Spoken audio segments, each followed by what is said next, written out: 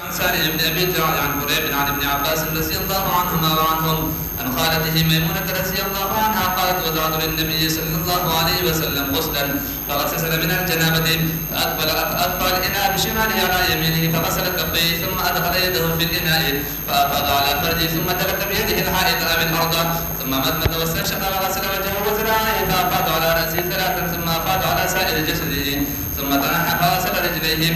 قال ابو عيسى هذا حديث حسن صحيح وفي الباب عن ام سلمه وجابر وابي سعيد وجبير بن مطعم وابي هريره رضي الله عنهم. فرمایي چې باب ما جاء کوم ځای کې دی فی الغسل من الجنابه دغه دی کنه. نو دې کې څه مباحث ما پرون ویلي دي که ستاسو یادې ما ته رایات کوئ. یو مې معنا د غسل کړې وه یاد لرې ده. دویم مې څه ویلي و درته شابسې کیفیت د غسل مې ښولې د غسل څه کیفیت دی. درې مې فرایض د غسل هم درته ویلي لږ صبر وکړه.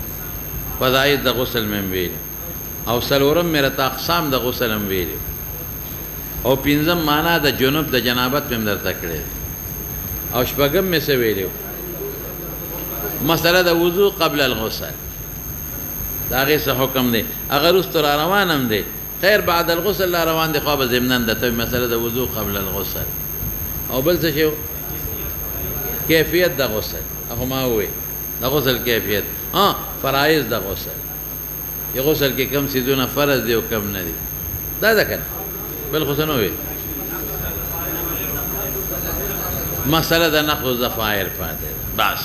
اوس دلته به هغه ذکر کېږي هغه نقض الضفایر خو هغه وروستو دی اول دا باب ویم هغه دی بل باب کې را روان دی هلته یې درته ویم. وبه قال حدثنا هناد تیر شوی ثقة وکیع ابن الجراح هم تیر شوی ثقة اعمش سلیمان ابن مهران د ټولو صحاح راوي دي بار بار تیریږي دارنګې وکیع او هناد ټول. سالم ابن ابي الجعد اشجعي دی کوفي دی اشجعي کوفي ثقة او د ټولو صحاح دام راوي دی. قریب مولا د ابن عباس دی تابعی دی. قریب مولا د ابن عباس دی اوس چې دی لکه تابعی دی. عن خالته هذا خپل ترور نه نقل کوي ابن عباس میمونه ما تاسو ته ویلو چې حضرت میمونه د ابن عباس مور ام الفضل خویندې وي. میمونه د حضور پاک بیبي د ام المؤمنین قالت اسوي وضعت للنبي صلى الله عليه وسلم غسلا ما ویلي په زمې د غین سره څه ته وایي اوبو د غسل ته هغه اوبه چې بلامي دا مې کېښودل. فاغتسل من الجنابة نو اراده د غسل یې وکړه د جنابت ته. فاغتسل متضمن معنا د ارادې ځکه چې غسل وکړي دا وروستو خبرې بیا نه متفرع کېږي. فاغتسل من الجنابة من اجل یده لاجل الجنابة او یې کته وی چې فاغتسل ویلم بل نو هم ټیک ده او بیا فاکفا تفسیریه شوه فاکما یو شوه تفسیریه تفسیر کوي د فاغتسل او یا اراده ولرله نو فا تفصیلیه شوه راویړو لوښې په ګس لاس په ښي لاس باندې په ګس لاس لوښې را مایل کي او دا ښې پې ووینځي نو چې ښې ووینځي نو بیا ښې په لوښې کې دننه کي او پاک شو نو په دې ګس ته اوبه راواړي نو دواړه لاسونه پاک کي. فغسل کفیه کفیه نه مراد تر د رسغینو پورې دی. ثم ادخل یده بیا لاس وردننه که په لوښې کې ښې لاس فافاض على فرجه او بیا راواړولې په فرج راړول پوره وینځل ته مراد دی. استنجا یې وکړه دا مسنونه ده مستحبه ده مسنون سنت متوسط ورته ووایه که نجاست پې وي او که نه که نجاست پسې وي او که نه لکه تا احتلام راغی او بیا لاړې یا بیبي سره جما دې وکړه او بیا لاړې فرج دې ووینځه او دې وخت کې غسل نه کوې غسل کم وخت کې کوې پېشمني کې نو هغه وخت به بیا استنجا کوې اگر کې نجاست پې نشته نو صرف افاظ علی فرجه که نجاست پې وي او که پې نه وي په استنجا به کوې. خو د دې نه به یو څو مسلې معلومه وروستو راته مسایل ویم خو دلته ورته وګوره دا فرج ولې وینځي ځکه عموما په فرج نجاست وي نو نجاست ته مني ته معلوم شو. خیر زه وروستو خبرې کوم.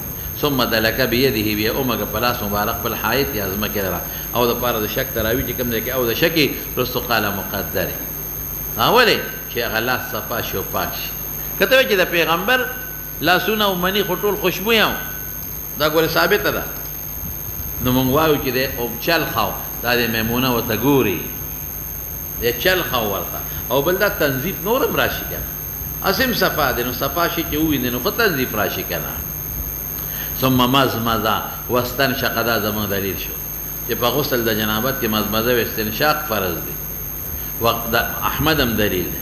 وغسل وجهه و ذراعيه، دا وضو قبل الغسل شوا. یاد دی ما څه ویلو چې د داود ظاهري په نسبت باندې واجب دی او د ائمه اربعو جماهیرو په نسبت مستحب دی مسنون. وافاض على راسه ثلاثا، پسر دې د لوبو واړول. ثم افاض على سائر جسده، او په بل روایت کې راځي چې په خې طرف درې ځله او بیا په ګس طرف درې ځله. ثم تنحى، بیا اخوا شو، نو فغسل رجليه، خپې وینځلې. دینه معلومیږي دا چې خپې وروسته وینځلې دي. او په بل حدیث کې راځي چې خپې مخکې وینځلې دي. ما پرون تطبیق کړو، مې کوبه جمع کېدې نو په دې عملو کې خپې وروسته وینځه، او کوبه نه جمع کېدلې نو خپې مخکې وینځه. یاد لرې دا خبره. دینه مسائل وباسم خو لږ مخکې ده، یو پوټی بیا وروسته واپس پرې راځو مسائل ته وباس. قال ابو عيسى هذا حديث حسن صحيح. ٹھیک شو. وفي الباب عن ام سلمة، مسلم شریف کې دی. ام سلمة مسلم ځان سره نوٹ کړه. د جابر ابن ماجه کې دی، جابر ابن ماجه کې، د ابو سعید خدری میں ابن ماجه کې دی، د جبیر ابن مطعم میں ابن ماجه کې دی، د ابو هريره میں ابن ماجه کې. خلاصه دا چې د ام سلمة په مسلم شریف کې، باقی ټول ابن ماجه کې دی. وبه قال حدثنا شبث ابن ابي عمر، تیر شوی شبه.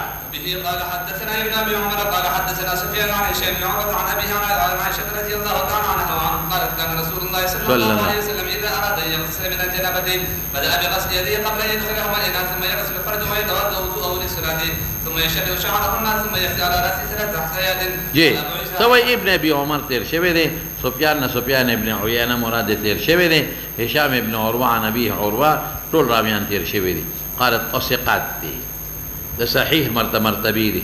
کان رسول عائشه صدیقه فرمای هغه ام میمونه و د عائشه وای اذا اراد شیرا. ګوره ما الته کې فاغتسل په معنا د اراده لره متضمن کړو کنه، د قرینه شو. اذا اراد ان يغتسل من الجنابه نبدا بغسل يديه. ګوره الته کفین ودلته یدین رااله. ما تطبیق تسوق رسغین کو قبل ان يدخلهما الاناء ثم يغسل فرجه اندام بل. ما سویلو چې اندام به دې لینځل چې صفائی راشي. که نجاست تمنی ته معلوم شو اکثر په معنی وي، خو که چې نجاست نه وي نو استنجا مسنونه ده. ويتوضا وضوءه للصلاه. او سوال کوا چې وضوءه للصلاه کې خپې مراله، وضوءه للصلاه کې لکه خپې داخلي دي کنه، نو خپې مراله. او وختي قرآن چې خپې وروسته وینځلې دي، تعارض شو. تعارض ما دفقه کړ. ثم يشرب شعره، بیا به اوس کلی په وختو اشراب سکل معنا څه د وختو وی خونه به ټول لام دکل او به مګل. ثم يحسي، بیا به یو سوله په واچول درې ثلاثه حسيات، جمع د حسيه ده، جمع د چا د حسيه لپا درې لپه به په سر واچولې. مسائل وباسم زمخ کده. قال ابو عيسى قال ابو عيسى هذا حديث حسن صحيح، وهذا الذي اختار له العلم في الغسل من الجنابه انه يتوضا وضوءه للصلاه ثم يفرغ على راسه ثلاث مرات ثم يفيض الماء على سائر يفرغ معه، يفرغ على راسه ثلاث مرات ثم يفيض الماء على سائر جسده ثم يغسل قدميه ونعم على هذا عند اهل العلم. وقال ان انغمس الجنب في الماء ولم يتوضا اجزاه، وهو قول الشافعي واحمد واسحاق. هذا ابو عيسى هذا حديث حسن صحيح دير شوي. وهذا الذي اختاره أهل العلم، طول أهل العلم وركيب غسل ذا جنابتنا أنه يتوضأ وضوءه للصلاة ثم يفرغ يفرغ إفراغا أرول طويلك أرول وصار ثلاث مرات دريدنا ولكي ويختروا اللامدشي ثم يفيد بهذه أبيي أرول يوازق ورول نري فوقه الماء وبا على صائر فباقي جسد او بل روایت کې راځي چې درې ځله په خې طرف درې ځله په ګس طرف ثم يغسل قدميه. خدا کله چې وبنو درېږي په لوړ ځای ولاړ او کو به درېږي په مخکې حدیث عمل وکړه. والعمل على هذا عند اهل العلم. وقال وغيسوي وان انغمس الجنوب في الماء ولم يتوضا اجزاه.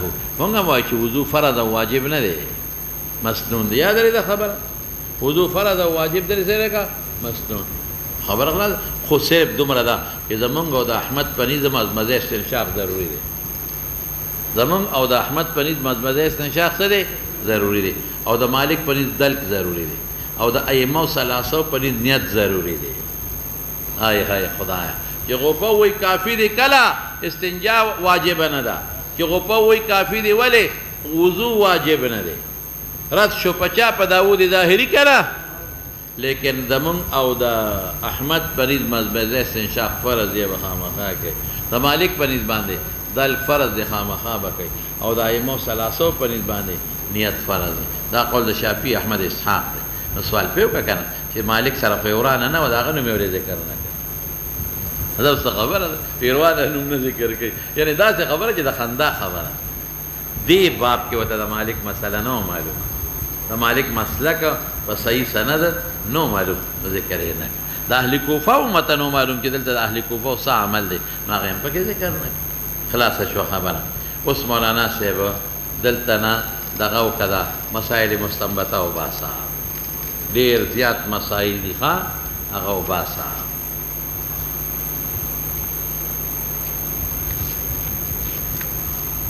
لومبه خدا چې پیغمبر وضعت للنبي صلی الله علیه وسلم غسلا بیبی له پکار دي مسنونه ده چې خزه خاوند ته د غسل وبکي وضعت للنبي صلی الله علیه وسلم غسلا چې خزه د خاوند ته وبکي دویم غسل په زمي سره اوبو د غسل ته وي دوه او دریم خزه خاوند ته کتی شي چې طریقت زده او خلکو ته وښیي خزه خاوند ته کتی شي چې طریقت زده کړي او خاوند چې مولی دا دې ورته ودرېږي او چل دې ته زده کړي دا نه چې اندامونو ته دې وګوري عائشہ بی بی فرمائی ما رأیت منه وما رأى مني ما د حضور پاک اندام نه دی لیدلی او هغه زما نه دی لیدلی ماشاءالله تونه حیا و حضور پاک قسم دی عائشہ بی بی فرمائی وی حضور پاک اشد حیا من العذراء فی خدرها وی باکره خزه کې حیا زیاتی د سیبه پر نسبت وی لکه هغه باکره چې خپل پړونه کې یو بار نی راوته دا غي نه زیات حیا پر رسول الله مبارک کې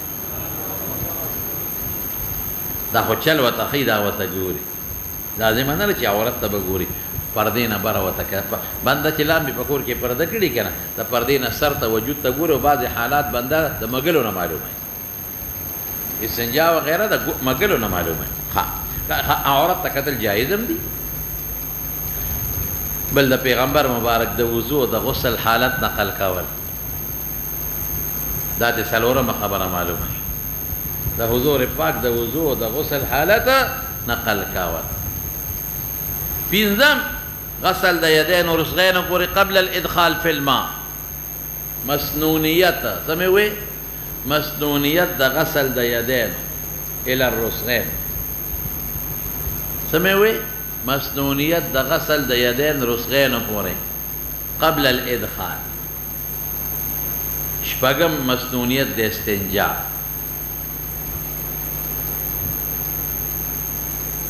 شپږم مسنونیت د چا د استنجا اوم مسنونیت د وضو قبل الغسل مسنونیت د چا الا د وضو قبل الغسل سوچ لکه اوم اتم تقدم د استنجا په وضو اتم تقدم د چا د استنجا په وضو اتم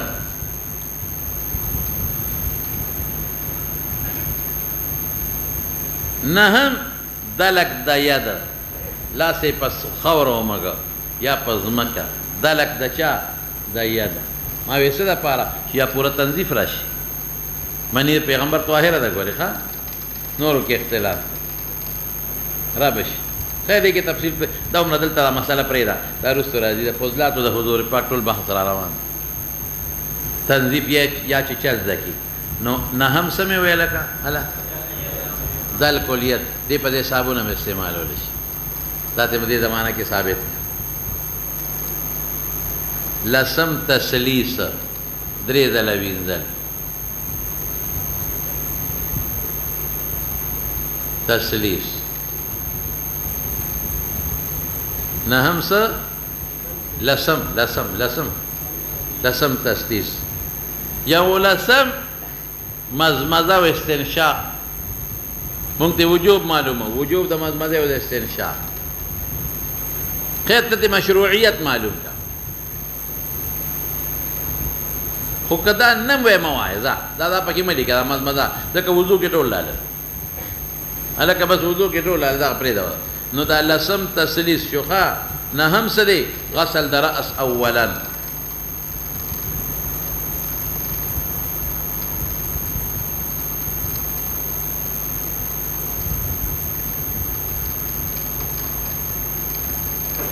او وضو قبل الغسل ما وكان ها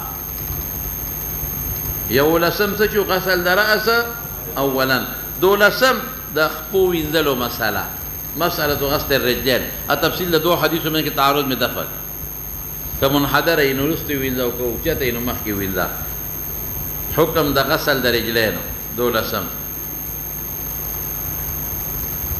ديار لسم ايصال دا ما شعراتو تا چوي يشربو طول ويختو تبو برسه ايصال الماء الى الشعرات ايصال الماء الى الشعرات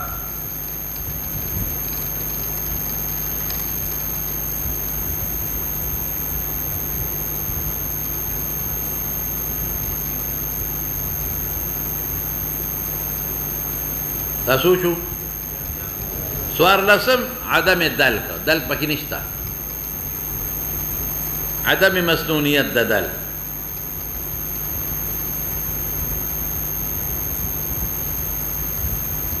بينزل لسم عدم نية فرضية نية نية پکې نه غي او شپاړسم دقه رنګي عدم نية د وضو د پاره دا د نيت پکې نه غي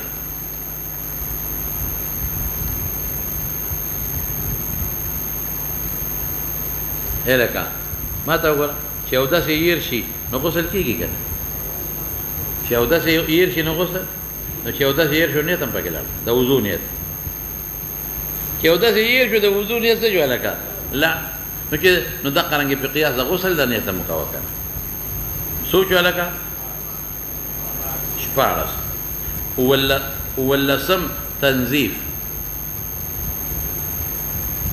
دا دلک سر راځي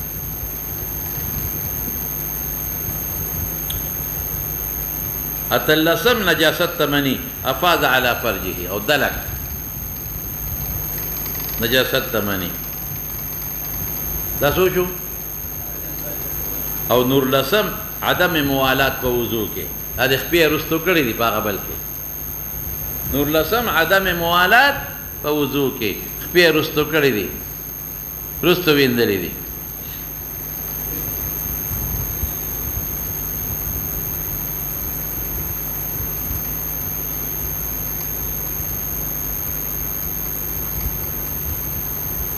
او شلم تقلیل دما ګوره درې لپې په سر اړولې دي یغتسل بالساعة تېر شوی دی که نه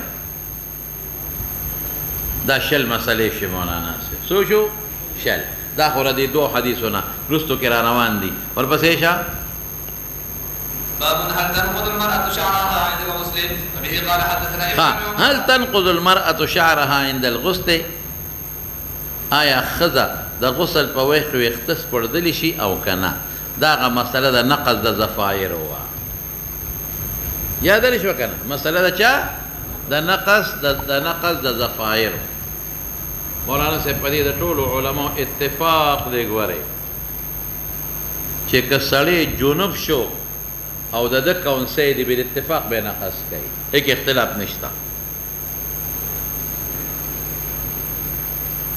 پدې د ټولو علماو اتفاق دی څه مې وې چې که سړی جنوب شو وایه هله نو نقض د ضفایرو که کونسی یې کړي دا ډېر وطن کې خلک کونسی کوي سړی هم کوي ما لیدلي په حرمینو کې وینو نو که سړی کونسی کوي نو په دې اجماع ده چې دا فرضي غسل لپاره بس پړي اجماع ده دا یوه شوه. دویم دا نقض د ضفایرو چې موږ په ښځه واجبه و دا په فرضي غسل کې په مسنون او په مستحب کې نه دا دویم ولیکه. دا کوم اختلاف چې اوس را روان دی چې د کونسیس پړدل واجب دی او فرض دی او نه اختلاف را روان دی دا په کوم غسل کې هلکه په فرضي کې فرضي کم یو دی یو چې ښځه جنوبه شي دویم چې حیض نه لامبي او دریم د نفاس نه لامبي. جنوبه یا د خاوند نه شي یا د احتلام د وجه خو چې ښځه جنوبه شي یا د حیض نه یا د احتلام نو دوه مسلې اتفاقي شوې په سړي کې که کونسی کړي بل اتفاق به سپړي په غسل فرضي کې اختلاف نشته.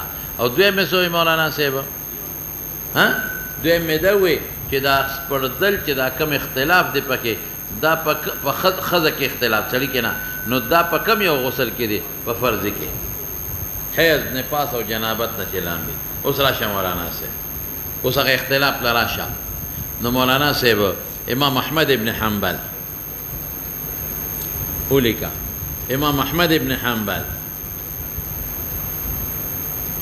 حسن بصري امام احمد ابن حنبل حسن بصري طاووس تابعي دی ابراهيم نخعي احمد ابن حنبل حسن بصري الا طاووس ابراهيم نخعي او په صحابو کې عبد الله ابن عمر په صحابو کې عبد الله ابن عمر هغې سوی وی ښځه به په حیض او په نفاس کې ضفایر سپړدل فرض دی. ښځه په حیض او په نفاس کې ضفایر سپړدل څه دي فرض دی. که یو کونسی وي که دوی که شل ولې نه بعضې ښځې یوه کونسی کوي لکه زموږ د وطن ښځې بعضې ښځې دوه کونسی کوي او د دې کوچیانانو ښځې خدای خبر چې 15 زره کوي او که 20 زره کوي ډېرې زیاتې کوي. دارنګې دا دغه والا هم ډېرې کونسی کوي څه نوم یې دی دا افریقې والا د هغې سر ګلګوچې وي نو په کونسو یې زیاتی یې سره ښکلي کېږي ویښته. څه مې ووی د احمد ابن حنبل په نیز حسن بصري طاووس ابراهیم نخعي او په صحابو کې عبدالله ابن عمرو ابن العاص هغې وی چې ښځه به په حیض او په نفاس کې سر سپړدل فرض دي په جنابت کې نه جنابت کې نه په حیض او په نفاس جنابت کې نه.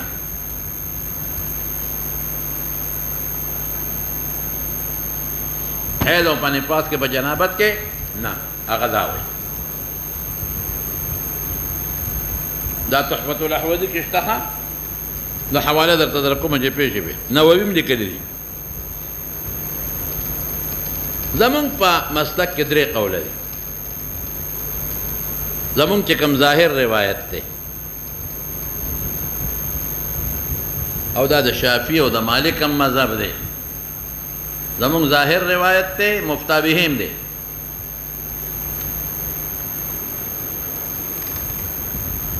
زمونږ ظاهر روایت دی مفتا بهم دی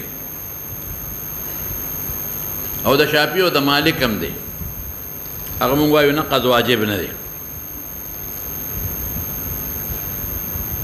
نقض واجب نه دی بس ایصال د ما اصول د شعر ته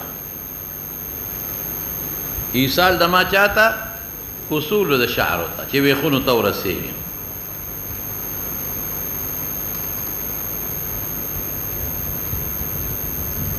صرف ویخونو ته ورسېږي که نور سر اوچم پاتې شي پروا نشته که نور سر اوچم پاتې شي پروا نشته خو چې اصولو ته اوبه ورسي ویخونو ته نور دې وچ پاتې شي. دا زمونږ ظاهر روایت دی مفتا به دی او دا د شافعي او د مالک مذهب هم دی.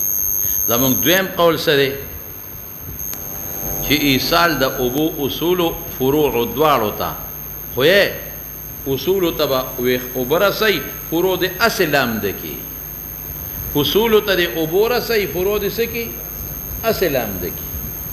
وقتی قول کې فروع لامده هم نشي پروا نشته دویم قول څه دی اصول غسل د اصول د ویخونو طبقه ډېرې اوبه رسوي فروع به اصل امده کې زمونږ دریم قول څه دی اصول فروع به دواړه ووینځي غسل د دواړو او په دې شان سره چې اوبه به ترې بهېږي نه او که ترې نه چونکې اوبه به ترې بهېږي زمونږ لومبی قول څه شو چې د مالک او د شافعي مذهب دی او مفتابهم دی چې صرف فروع وینځل اصول دا اصول وینځل فروع که اوچم پاتې شي پروا نشته زمونږ دویم قول څه دی اصول توبه رسول فروع اصل امده ول دریم قول څه شو اصول فروع دواړه وینځل او په داسې اندازه چې ترې نه چونکې اوبه ترې وځي او هسې به ترې اوبه نه بهېږي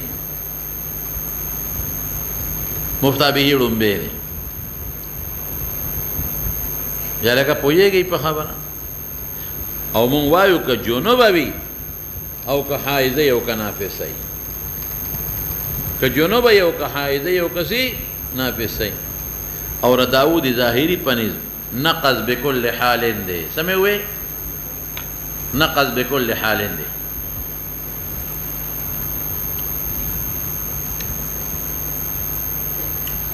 داود ظاهري په نیز نقض که سړی وي که ښځه وي که جنوبه وي که حایضه وي که نافسه وي خو سر به سپړي بکل حال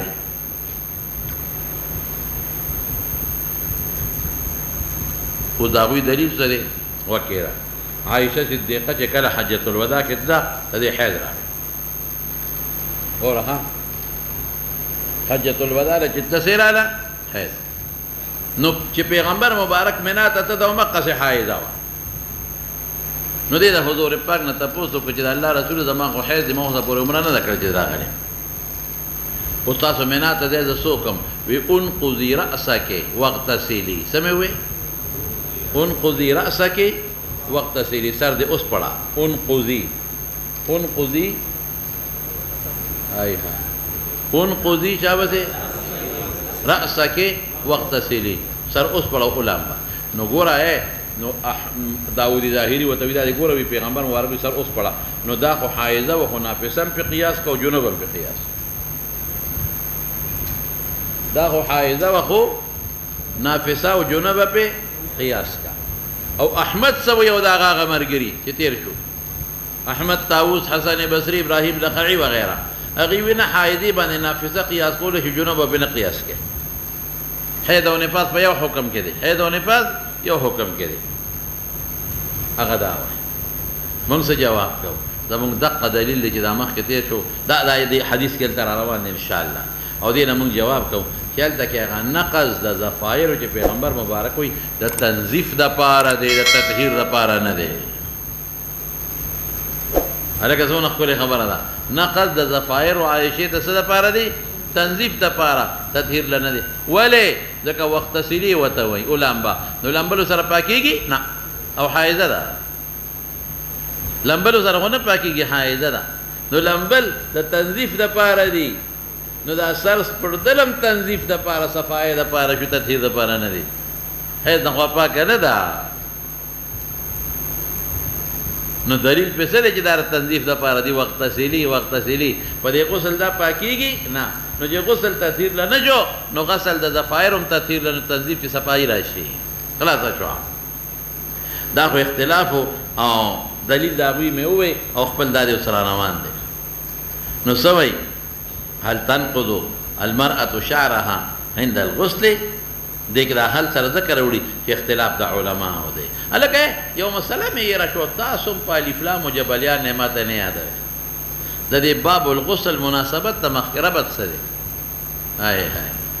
ربط هم پرېښود که نه داسې وه چې هر کله فارغ شي امام ترمذي د بیان د ازالې د حدث اصغر نه اوس شروع کوي په بیان د ازالې د حدث اکبر کې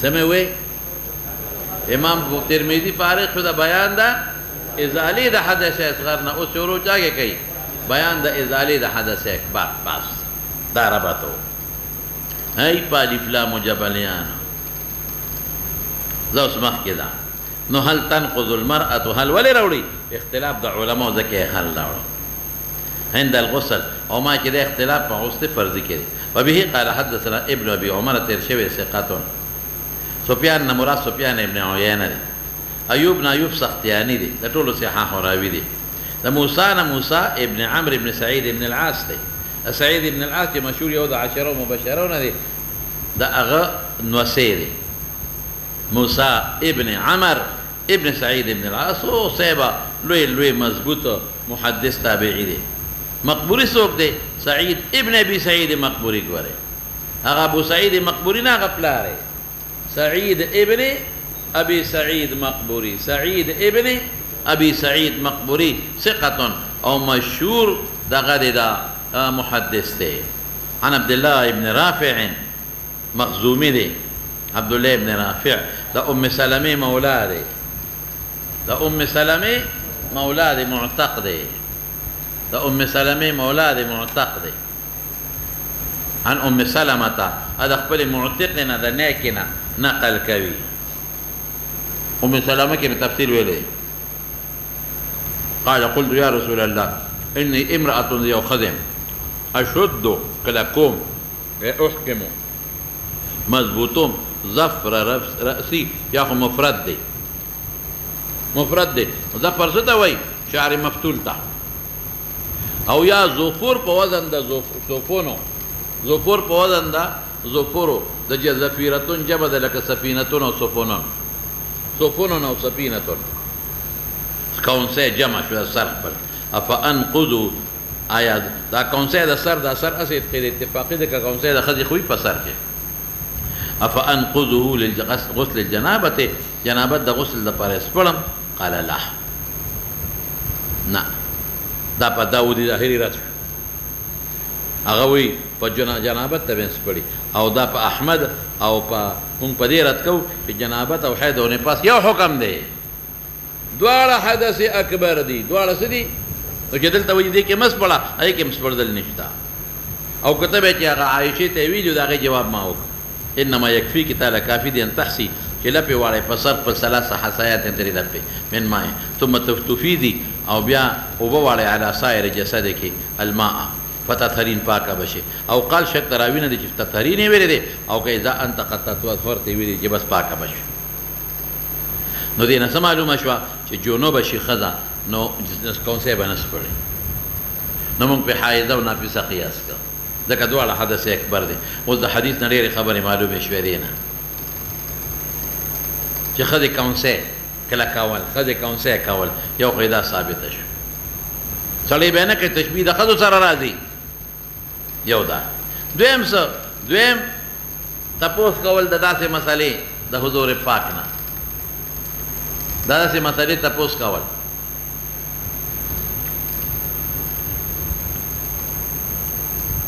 دکه جنابت پکې راځي کنه او دریم څه دي چې ښځه به کونسې نه سپړي ښځه به کونسې نه سپړي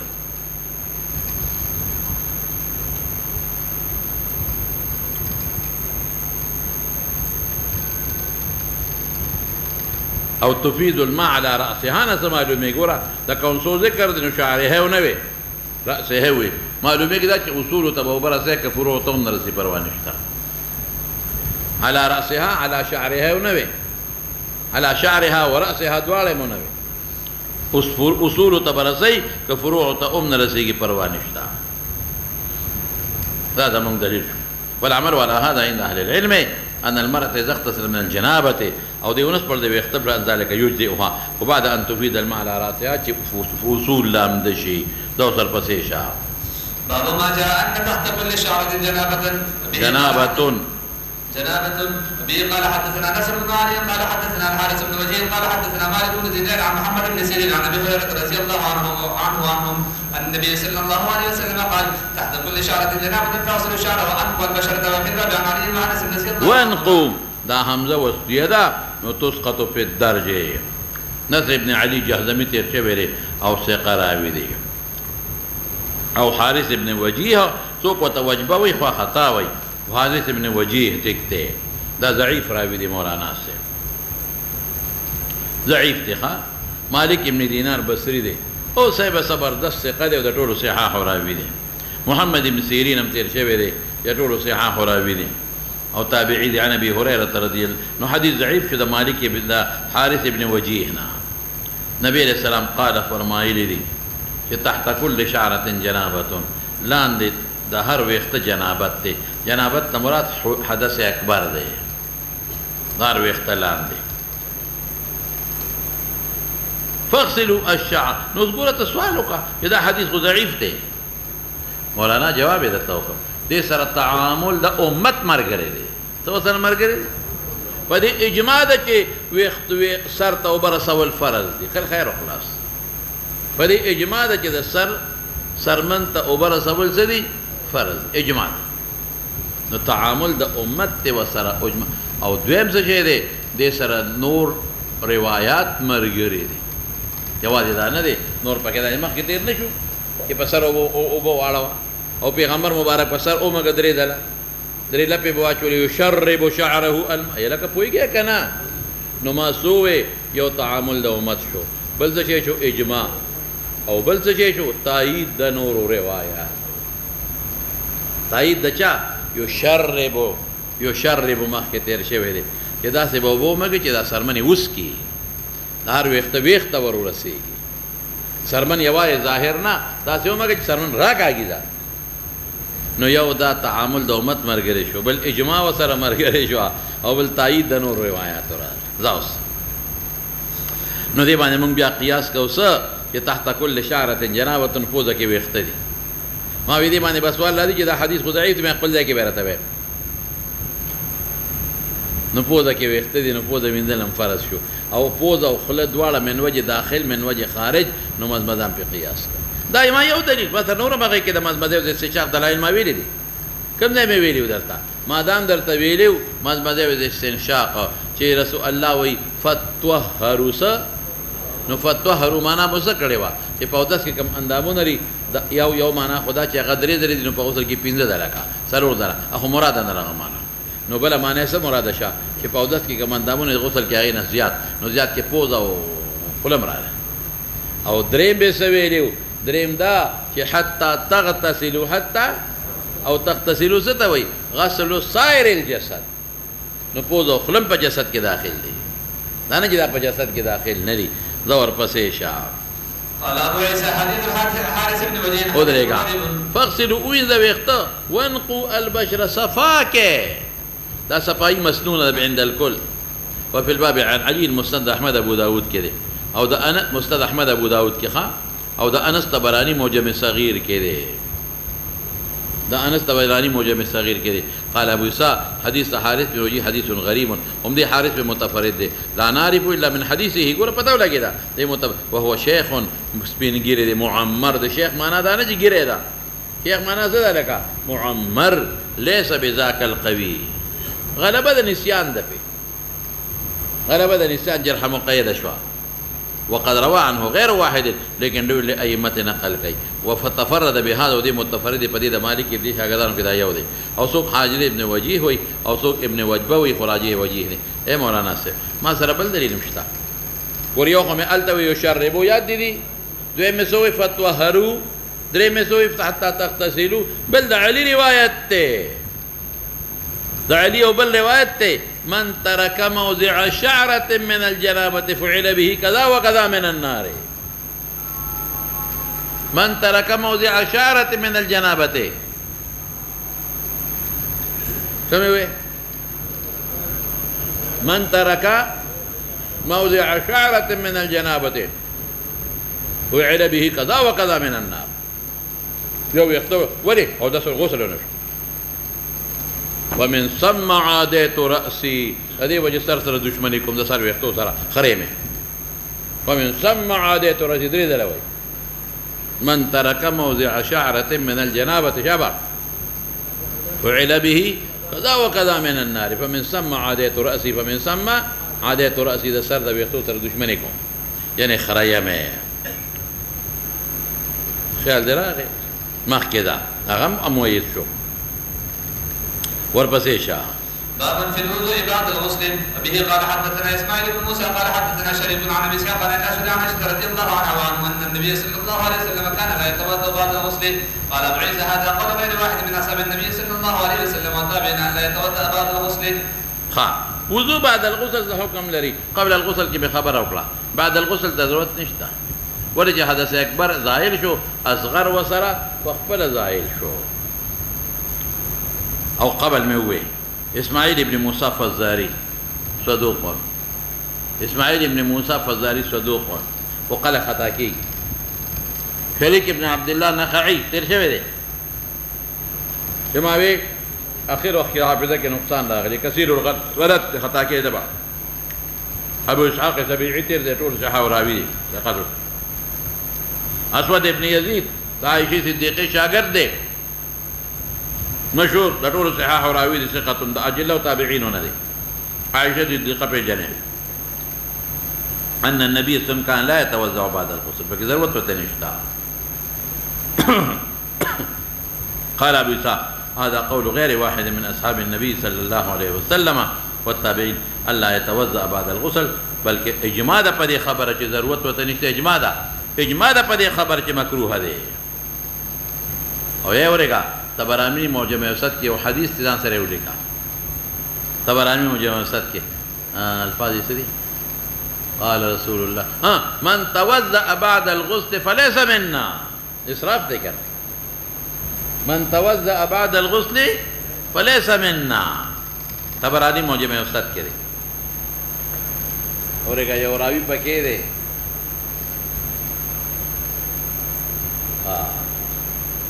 سليمان ابن احمد سوکا بعضی وته ضعیف وي خو اکثر وته ثقه وي، بعضی وته ضعیف وي خو اکثر وته ثقه وي. زمخ کې دا باب ما جاء اذا تقى ختانان وجب الغسل. بس اوس دا مولانا صاحب موجبات د غسل ذکر کوي او مولانا صاحب ورګه مسائل متبات شو کړ. تحت كل شعر جنابه دین سماره مشوا چې هر وخت وینځل فرض دی، وخت رساو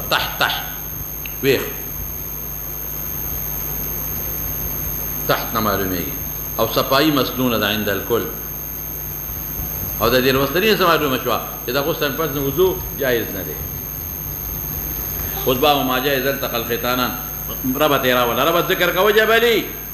اوس د غسل ټول مباحث تیر شو، اوس ذکر کوي اوس موجبات د غسل. سموي موجبات د غسل تمام بخیل بس بگو